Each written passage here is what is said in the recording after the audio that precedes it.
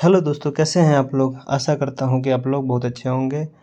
तो आज मैं आप लोगों को इस वीडियो के माध्यम से फिजिक्स के 100 महत्वपूर्ण क्वेश्चन कराने जा रहा हूं। ठीक है, तो इसमें आज हम लोग पढ़ेंगे चैप्टर 8 यानी कार्य, ऊर्जा तथा क्षमता से संबंधित प्रश्न। तो पहला क्वेश्चन है कि निम्नलिखित में से कौन सी दो भौतिक राशियों की विमाएँ समान हैं। निम्नलिखित में से कौन सी दो भौतिक राशियों की विमाएँ समान है, तो वह जो है कार्य और ऊर्जा का भौतिक राशि की विमा जो है वो समान है। यानी कार्य और ऊर्जा का एसआई मात्रक भी जो होता है वह जूल होता है। अगला क्वेश्चन है कि घड़ी की स्प्रिंग में संरक्षित ऊर्जा होती है। तो घड़ी के स्प्रिंग में संरक्षित ऊर्जा होती है तो स्थितिज ऊर्जा होती है। अगला क्वेश्चन है कि घर के छत या छप्पर से एक पत्थर को भूमि सतह पर गिराया जाता है तो पत्थर की गतिज ऊर्जा कब अधिकतम होगी। तो घर के छत या छप्पर से एक पत्थर को भूमि सतह पर गिराया जाता है तो पत्थर की गतिज ऊर्जा कब अधिकतम होगी, तो भूमि सतह पर पहुंचने से तुरंत पहले। अगला क्वेश्चन है कि निम्नलिखित में से कौन सा ऊर्जा का स्वच्छतम स्रोत संसाधन है। निम्नलिखित में से कौन सा ऊर्जा का स्वच्छतम स्रोत या संसाधन है, तो वह है पवन ऊर्जा। अगला क्वेश्चन, निम्नलिखित में से कौन ऊर्जा का गैर पारंपरिक स्रोत नहीं है।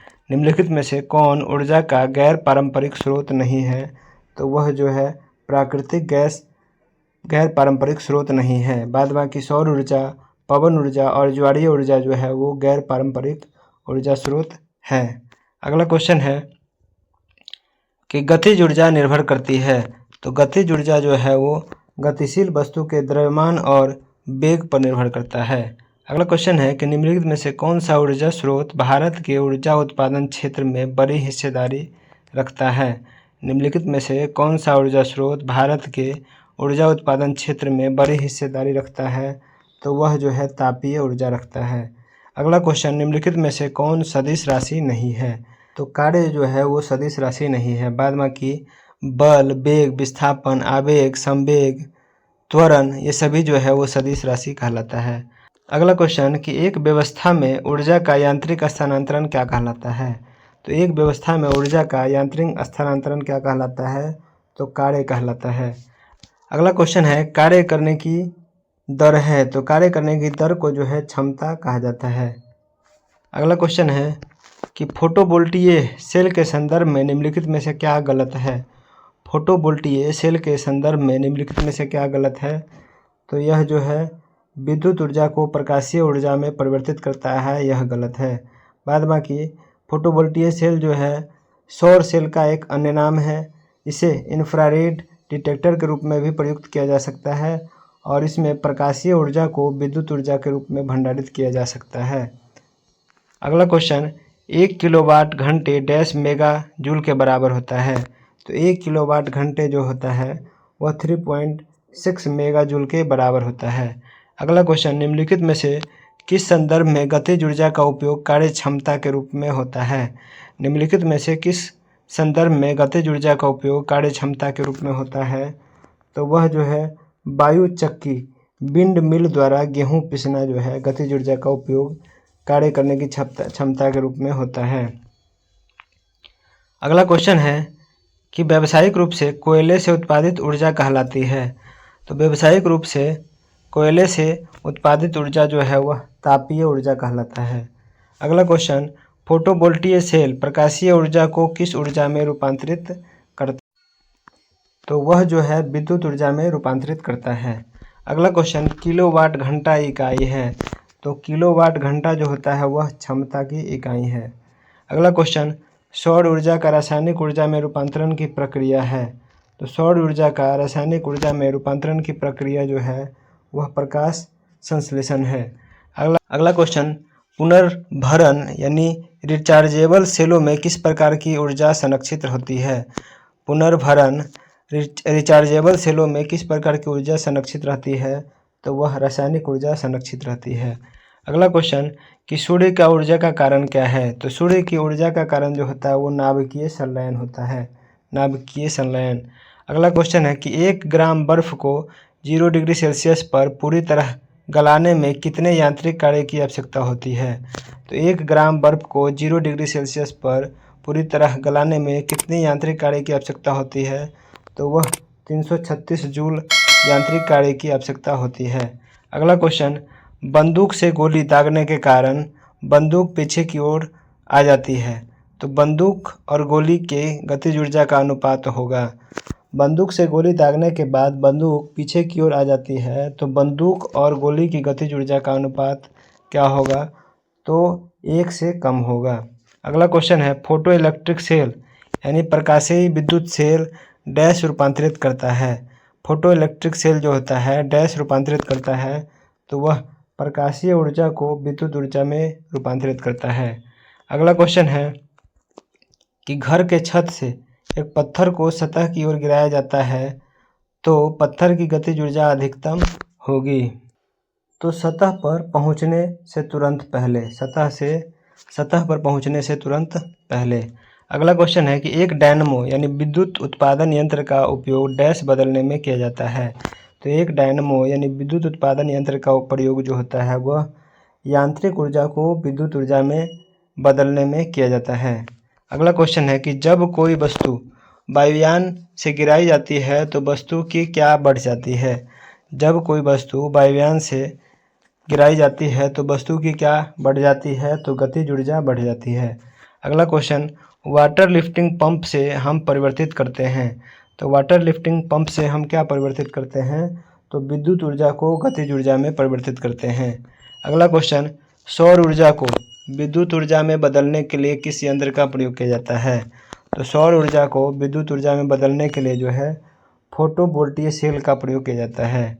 अगला क्वेश्चन, एक गतिशील न्यूट्रॉन स्थिर अल्फा कण टकराता है तो न्यूट्रॉन द्वारा गतिज ऊर्जा का क्षय भाग डैश है।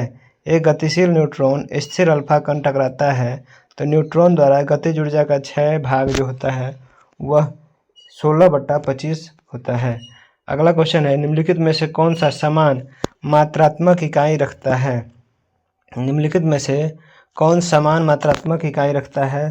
तो वह कार्य और आघूर्ण जो है वो समान मात्रात्मक इकाई रखता है। क्वेश्चन, निम्नलिखित में से क्या वैश्विक ऊर्जा का महत्वपूर्ण द्वितीयक स्रोत है?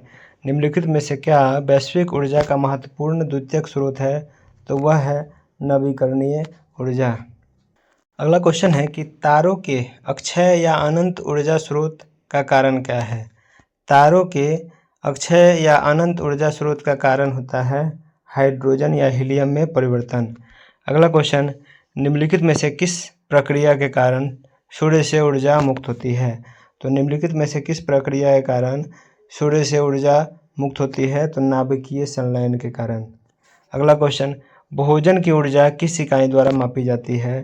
तो भोजन की ऊर्जा को जो है कैलोरी के द्वारा मापी जाती है। अगला क्वेश्चन, जेट वायुयान में डैश ऊर्जा होती है?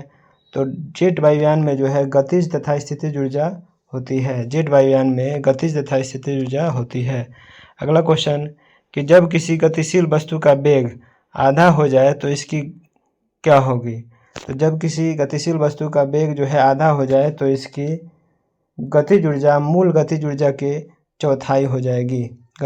अगला क्वेश्चन है कि फोटोवोल्टिक सेल के उपयोग से सौर ऊर्जा को रूपांतरित करके निम्नलिखित में से क्या प्राप्त किया जाता है? फोटोवोल्टिक सेल के उपयोग से सौर ऊर्जा को रूपांतरित करके निम्नलिखित में से क्या प्राप्त किया जाता है? तो वह विद्युत ऊर्जा प्राप्त किया जाता है। अगला क्वेश्चन, कि जब एक गेंद को हवा में लंबवत ऊपर की ओर उछाला जाता है तो निम्नलिखित में से उसकी गतिज के कारण कौन सी राशि नियत बनी रहती है? जब एक गेंद को हवा में लंबवत ऊपर की ओर उछाला जाता है तो निम्नलिखित में से उसकी गति के कारण कौन सी राशि नियत बनी रहती है? तो वह जो है ऊर्जा उसकी नियत बनी रहती है। अगला क्वेश्चन, ऊष्मीय ऊर्जा के मानक एसआई इकाई क्या है? तो ऊष्मीय ऊर्जा के मानक एसआई इकाई जो होता है वह जूल होता है। यानी किसी प्रकार के भी ऊर्जा होगा उसका एसआई यूनिट जो है वह जूल होगा। अगला क्वेश्चन, ऊष्मीय मान की इकाई क्या है? तो ऊष्मीय मान की इकाई जो होता है वह किलो जूल प्रति किलोग्राम होता है। किलो जूल प्रति किलोग्राम होता है। अगला क्वेश्चन, कि जब मशीन को संचालित किया जाता है तो कुछ ऊर्जा ऊष्मा के रूप में व्यर्थ चली जाती है। इस ऊष्मा उत्सर्जन का कारण है। मशीन को संचालित किया जाता है तो कुछ ऊर्जा ऊष्मा के रूप में व्यर्थ चली जाती है और इस ऊष्मा उत्सर्जन का कारण है घर्षण। हम लोग पढ़ेंगे चैप्टर 9 विद्युत चुंबकत्व के बारे में। ठीक, फ्लोरेसेंट लैंप में चोक के उपयोग का उद्देश्य है, तो इसका उद्देश्य है विद्युत धारा के प्रवाह को कम करना। अगला क्वेश्चन है कि वस्तुओं में विद्युत चुंबकत्व गुण का कारण है। तो वस्तुओं में विद्युत चुंबकत्व गुण का कारण होता है इलेक्ट्रॉनों की वृत्तीय या कक्षीय गति। विद्युत चुंबकत्व गुण का कारण वस्तुओं के अंदर जो है इलेक्ट्रॉनों की वृत्तीय या कक्षीय गति होता है। अगला क्वेश्चन, एक समान विद्युत चुंबकत्व क्षेत्र का निर्धारण किसके द्वारा दर्शाया जाता है। तो एक समान विद्युत चुंबकत्व क्षेत्र का निर्धारण किसके द्वारा दर्शाया जाता है, तो वह जो है समानांतर रेखाओं के द्वारा दर्शाया जाता है। अगला क्वेश्चन, विद्युत चालकता की मात्रात्मक इकाई क्या है। तो विद्युत चालकता की मात्रात्मक इकाई जो होती है वह महो होता है। अगला क्वेश्चन है कि विद्युत तथा चुंबकत्व में संबंध किसने स्थापित किया था। विद्युत तथा चुंबकत्व में संबंध किसने स्थापित किया था, तो माइकल फैराडे के द्वारा स्थापित किया गया था। अगला क्वेश्चन है कि चुंबकीय डैश क्षेत्र की एसआई इकाई टेस्ला है। चुंबकीय डैश क्षेत्र की एसआई इकाई जो होता है वो टेस्ला होता है, तो प्रेरण की इकाई जो होता है वो टेस्ला होता है। अगला क्वेश्चन, किसी चालक का प्रतिरोध बढ़ता है। किसी चालक का प्रतिरोध बढ़ता है उपरोक्त सभी में, यानी कि लंबाई के बढ़ने पर भी, अनुप्रस्थ क्षेत्र यानी क्रॉस सेक्शनल एरिया में कमी के कारण भी, और तापमान बढ़ने के कारण भी जो है प्रतिरोध बढ़ता है किसी चालक के अंदर। अगला क्वेश्चन है कि निम्नलिखित में से विद्युत बल्ब में क्या उल्लेखित किया जाता है। तो विद्युत बल्ब में जो है वो शक्ति और वोल्टेज को उल्लेखित किया जाता है। अगला क्वेश्चन है कि रासायनिक ऊर्जा को विद्युत ऊर्जा में रूपांतरित किया जाता है। तो रासायनिक ऊर्जा को विद्युत ऊर्जा में रूपांतरित किया जाता है बैटरी के द्वारा। अगला क्वेश्चन, निर्धारित वस्तु में जो अति निम्न तापमान पर अपनी पूर्ण विद्युत प्रतिरोधकता खो देती है क्या कहलाती है। निर्धारित वस्तुएं जो अपने अति निम्न ताप पर अपनी पूर्ण विद्युत प्रतिरोधकता खो देती है क्या कहलाता है, तो उसे अति चालक कहा जाता है। अगला क्वेश्चन है कि वे पदार्थ जो अनंत या अति विद्युत प्रतिरोधकता रखते हैं वे क्या कहलाते हैं, तो उसे अवरोधक कहा जाता है। अगला क्वेश्चन, अति चालकों की चालकता क्या होती है। तो अति चालकों की चालकता जो होती है वह अनंत होती है। अगला क्वेश्चन, एक आदर्श वोल्टमीटर की प्रतिरोधकता क्या होती है। तो एक आदर्श वोल्टमीटर की प्रतिरोधकता होती है वह अनंत होती है। अगला क्वेश्चन, डैश के टुकड़े चुंबकत्व बनाए रखते हैं। तो डैश के टुकड़े जो है वह चुंबकत्व बनाए रखते हैं, तो वह नर्म तथा कच्चा लोहा। परिवर्तित धारा एसी को डीसी दिष्ट धारा में परिवर्तित करने के लिए प्रयुक्त साधन कहलाता है, तो उसे जो है दिष्टकारी रेक्टिफायर कहा जाता है। अगला क्वेश्चन कि ठोस जो उच्च तापमान पर चालकता प्रदर्शित करते हैं तथा निम्न तापमान पर चालकता प्रदर्शित नहीं करते हैं वह कहलाते हैं।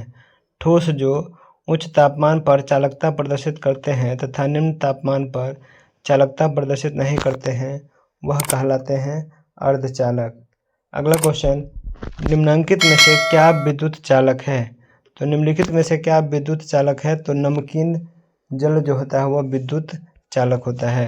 अगला क्वेश्चन कि घरों में प्रयुक्त तारों को बनाने में कौन सी धातु प्रयोग की जाती है। तो घरों में प्रयुक्त तारों को बनाने में जो है वो तांबा तथा कॉपर का प्रयोग किया जाता है। अगला क्वेश्चन है कि घरों में घरेलू विद्युत उपकरणों को सुरक्षित रखने के लिए प्रयुक्त फ्यूज तार जिस धातु से बना होता है उसमें होती है। तो घरों में घरेलू विद्युत उपकरणों को सुरक्षित रखने के लिए प्रयुक्त फ्यूज तार जिस धातु से बना होता है उसमें होती है, तो उसमें जो है निम्न गलनांक होती है। अगला क्वेश्चन कि निम्नलिखित में से कौन ओम के नियम के लिए सत्य है। तो निम्नलिखित में से कौन जो है ओम के नियम के लिए सत्य है, तो वह चालक सत्य है। अगला क्वेश्चन कि जब कुंडली की लंबाई में बिना परिवर्तन किए कुंडली की संख्या 3 गुनी कर दी जाती है तो उसका स्वप्रेरण क्या होगा, वह 9 गुना हो जाएगा। अगला क्वेश्चन है कि यदि आर प्रतिरोधक वाले तार को गला करके इसे आधी लंबाई का बनाया जाता है तो तार की नया प्रतिरोध होगा। यदि आर प्रतिरोधक वाले तार को गलाकर इसे आधी लंबाई का बनाया जाता है तो तार की नया प्रतिरोध क्या होगा, तो R/4 हो जाएगा। अगला क्वेश्चन है कि विद्युत शुद्धिकरण प्रक्रिया में शुद्ध धातु कहाँ जमा होता है, तो विद्युत शुद्धिकरण प्रक्रिया में शुद्ध धातु कहाँ जमा होता है, तो वह कैथोड में जमा होता है। अगला क्वेश्चन है कि निम्नलिखित में से कौन विद्युत अपघट्य चालक है, तो निम्नलिखित में से कौन सा जो है विद्युत अपघट्य चालक है, तो वह है कॉपर सल्फेट। अगला क्वेश्चन कि निम्नांकित में से किसमें उच्च विद्युत चालकता होती है, निम्नांकित में से किसमें उच्च विद्युत सुचालकता होती है, तो चांदी एवं सिल्वर। अगला क्वेश्चन है कि चालक धारा यानी विद्युत धारा प्रवाह की प्रक्रिया में क्या बन जाता है, चालक या धारा प्रवाह की प्रक्रिया में क्या बन जाता है, तो वह विद्युत उदासीन बन जाता है। अगला क्वेश्चन है कि विद्युत प्रवाहित चालक किससे संबंधित है, तो विद्युत प्रवाहित चालक जो है वह चुंबकीय क्षेत्र से संबंधित है। अगला क्वेश्चन चालक या संवाहित तार क्या होता है, तो चालक या संवाहित तार जो होता है वह उदासीन होता है। अगला क्वेश्चन विद्युत तारों यानी वायरों को जोड़ने की प्रक्रिया क्या कहलाती है, तो विद्युत तारों को जोड़ने की प्रक्रिया जो है वह संयोजन कहलाती है। अगला क्वेश्चन प्रतिरोधकता कलर कोड में चौथी पट्टी किसे निर्देशित करती है, प्रतिरोधकता कलर कोड में चौथी पट्टी किसे निर्देशित करती है, तो वह सहनशीलता स्तर प्रतिरोधी क्षमता स्तर को यानी सहनशीलता स्तर या प्रतिरोधी क्षमता स्तर को जो है निर्देशित करती है। अगला क्वेश्चन कि R प्रतिरोध वाले एक तार को समान लंबाई वाले N टुकड़ों में काटा गया और उसके बाद उसका समानांतर संयोजन किया गया, तो संयोजन के प्रतिरोधक पर उसका क्या प्रभाव होगा। R प्रतिरोध वाले एक तार को समान लंबाई वाले N टुकड़ों में काटा गया और उसके बाद उसका समानांतर संयोजन किया गया, तो संयोजन के प्रतिरोधक पर उसका क्या प्रभाव पड़ेगा, तो वह R/N² हो जाएगा, R/N² हो जाएगा। अगला क्वेश्चन कि विद्युत के कारण लगी आग को बुझाने के लिए जल का प्रयोग नहीं करना चाहिए क्योंकि विद्युत के कारण लगी आग को बुझाने के लिए जल का प्रयोग नहीं करना चाहिए क्योंकि यह विद्युत आघात का कारण बन सकता है, यह विद्युत आघात का कारण बन सकता है। अगला क्वेश्चन है कि त्वरित चालक या संवाहक निर्माण में किस धातु का प्रयोग किया जाता है, त्वरित चालक या संवाहक निर्माण में किस धातु का प्रयोग किया जाता है, तो इसमें जो है तांबा का प्रयोग किया जाता है। ठीक है। अगला क्वेश्चन कि जब दो अर्धचालकों को पी टाइप प्रकार तथा एन टाइप प्रकार को एक साथ जोड़ा जाता है तो वे P-N जंक्शन बनाती है जो इस प्रकार व्यवहार करती है। जब दो अर्धचालकों को पी टाइप तथा एन टाइप प्रकार को एक साथ जोड़ा जाता है तो वे P-N जंक्शन बनाती है जो इस प्रकार व्यवहार करती है, तो वह दृष्टकारी के रूप में व्यवहार करती है। अगला क्वेश्चन है कि वायर या तार प्रतिरोध के संदर्भ में निम्नलिखित में से कौन सा कथन असत्य है, वायर प्रतिरोध के संदर्भ में निम्नलिखित में से कौन सा कथन असत्य है, यह वायर या तार के अनुप्रस्थ क्षेत्र के समानुपाती होती है। अगला क्वेश्चन है कि गैल्वेनोमीटर की सहायता से हम प्राप्त कर सकते हैं, तो गैल्वेनोमीटर की सहायता से हम जो है धारा को प्राप्त कर सकते हैं। अगला क्वेश्चन मल्टीमीटर का प्रयोग क्या मापने में किया जाता है, तो मल्टीमीटर का प्रयोग जो है धारा को मापने में भी प्रयोग किया जाता है, वोल्टेज को भी मापा जाता है और प्रतिरोध को भी मापा जाता है, यानी उपरोक्त सभी हो जाएगा। अगला क्वेश्चन है कि प्रत्यावर्ती परिपथ में प्रत्यावर्ती धारा मीटर से क्या मापा जाता है, प्रत्यावर्ती परिपथ में प्रत्यावर्ती धारा मीटर से क्या मापा जाता है, तो वह औसत माध्यमान का वर्ग को मापा जाता है। अगला क्वेश्चन निम्नलिखित में से विद्युत धारा को मापने के लिए किसका उपयोग किया जाता है, तो विद्युत धारा को मापने के लिए आमीटर या एमीटर का प्रयोग किया जाता है। अगला क्वेश्चन विद्युत आवेश की अंतर्राष्ट्रीय मानक इकाई क्या है, तो विद्युत आवेश की अंतर्राष्ट्रीय मानक इकाई यानी SI यूनिट क्या है, तो वह है कूलम्ब। अगला क्वेश्चन कि बैटरी की खोज किसने की, तो वो वोल्टा ने की। अगला क्वेश्चन है कि विद्युत क्षमता की इकाई क्या है, विद्युत क्षमता या शक्ति की जो इकाई होती है वह वाट होती है। अगला क्वेश्चन प्रत्यावर्ती या आवर्ती एसी धारा को दिष्ट धारा में परिवर्तित करने के लिए उपयोग किया जाता है? प्रत्यावर्ती या आवर्ती एसी धारा को दिष्ट धारा में परिवर्तित करने के लिए उपयोग किया जाता है, तो वह दिष्टकारी का उपयोग किया जाता है। अगला क्वेश्चन है कि फ्लेमिंग के दाएं हाथ के नियम के उपयोग द्वारा दिशा ज्ञात की जाती है। तो फ्लेमिंग के दाएं हाथ के नियम के उपयोग द्वारा जो है प्रेरित धारा की दिशा को ज्ञात की जाती है। अगला क्वेश्चन, किस उपकरण का उपयोग विद्युत पंखे की गतिशीलता को बढ़ाने में किया जाता है? तो किस उपकरण का उपयोग जो है विद्युत पंखे की गतिशीलता को बढ़ाने में किया जाता है? तो रेगुलेटर का प्रयोग किया जाता है। रेगुलेटर यानी गति नियंत्रक का प्रयोग किया जाता है। अगला क्वेश्चन, ट्रांसफार्मर के मूल केंद्र भीतरी भाग के लिए सर्वोत्तम द्रव है। तो ट्रांसफार्मर के मूल या केंद्र भीतरी भाग के लिए सर्वोत्तम द्रव जो है वह नर्म यानी कच्चा आयरन लोहा है। अगला क्वेश्चन है कि ट्रांसफार्मर का प्रयोग किस लिए किया जाता है? तो ट्रांसफार्मर का जो है प्रयोग प्रत्यावर्ती धारा के विभव को बढ़ाने में किया जाता है। अगला क्वेश्चन है कि विद्युत बल्ब का फिलामेंट किससे विनिर्मित होता है? तो विद्युत बल्ब का जो फिलामेंट होता है वह टंगस्टन से विनिर्मित होता है। अगला क्वेश्चन है कि विद्युत बल्ब के फिलामेंट के रूप में टंगस्टन का प्रयोग किया जाता है क्योंकि? तो विद्युत बल्ब के फिलामेंट के रूप में टंगस्टन का प्रयोग किया जाता है क्योंकि इसका गलनांक जो होता है वह उच्च होता है। अगला क्वेश्चन कि विद्युत बल्ब के अंदर क्या भरा होता है? तो विद्युत बल्ब के अंदर जो है ऑर्गन गैस भरा होता है। अगला क्वेश्चन कि फ्यूज वायर या तार का निर्धारण किस गुण के कारण होता है? तो फ्यूज वायर या तार का निर्धारण किस गुण के कारण होता है? तो उच्च प्रतिरोध तथा निम्न गलनांक बिंदु के कारण। उच्च प्रतिरोध तथा निम्न गलनांक बिंदु के कारण। कि विद्युत क्षेत्र की तीव्रता या गहनता या प्रबलता किसमें मापी जाती है?